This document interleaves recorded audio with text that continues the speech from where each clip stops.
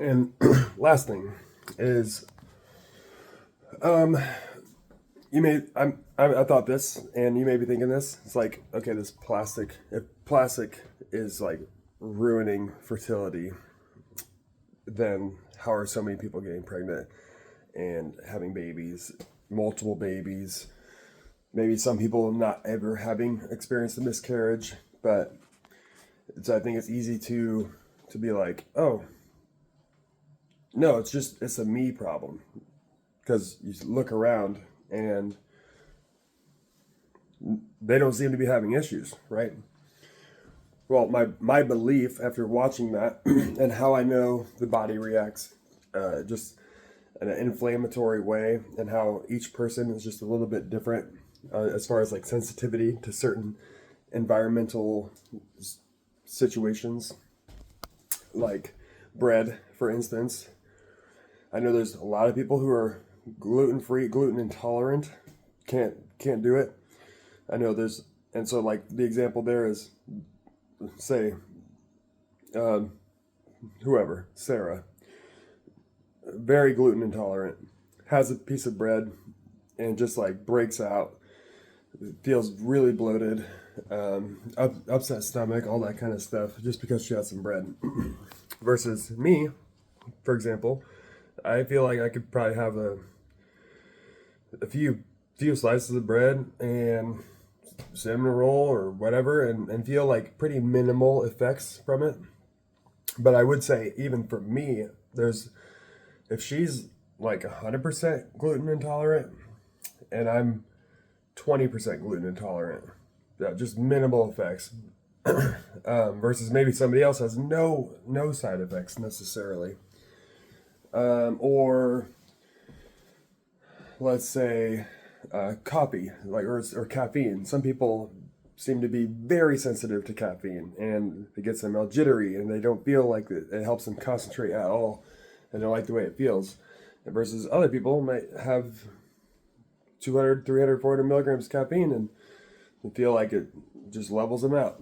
All right, so what I'm getting at is, I would assume that the level, it's almost like a spectrum, how much and certain environmental things can impact your life, and the way your body responds to it might be different to how somebody else's body responds. So what I'm saying is, I believe if this ends up being true, like microplastics are affecting me and my ability, my fertility, and all that kind of stuff, or Jamie to that degree, then maybe it's just that we're impacted by the microplastics way more than, or let's say there's like 25% of the population who are more impacted by microplastics, and there's, every 25%, there's another 25% group who's less impacted but still impacted,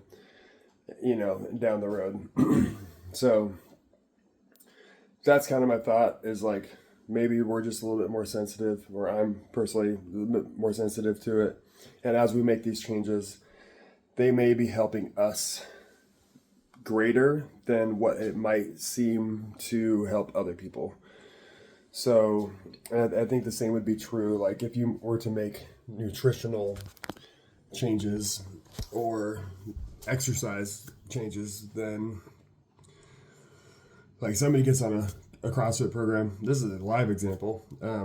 Somebody starts CrossFit and then within a year didn't change anything else and lost 60 pounds because that type of exercise, that type of stress on their body was like, they just responded really, really well to it.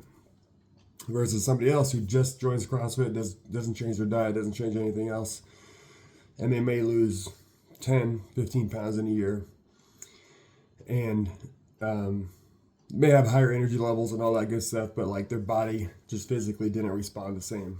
Versus maybe the same two people, one person got on a good nutrition plan and they went keto, and there's other, and had great results, lost 60 pounds.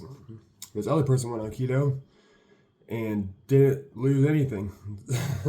So I just feel like there's that like ebb and flow, that yin and yang, almost just like certain responses to certain stimuli and environmental changes are going to impact different people in different ways. Even like the way inflammation works. Inflammation can cause somebody to feel very bloated, or another person to have a lot of pain in their neck or in their hips or whatever. Inflammation might cause another person to have much more respiratory issues. Another person might just have a really struggle with sleep. And then the other person might have, when they have inflammation, like global inflammation, they may struggle with like their focus and concentration. So that might be like more like ADHD type symptoms.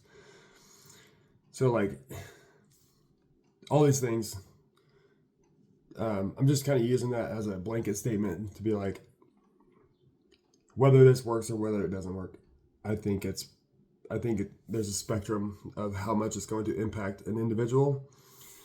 But that isn't to say like CrossFit, regardless of how much it made an impact on your life, like externally, it's good for everybody to do something like that, an exercise.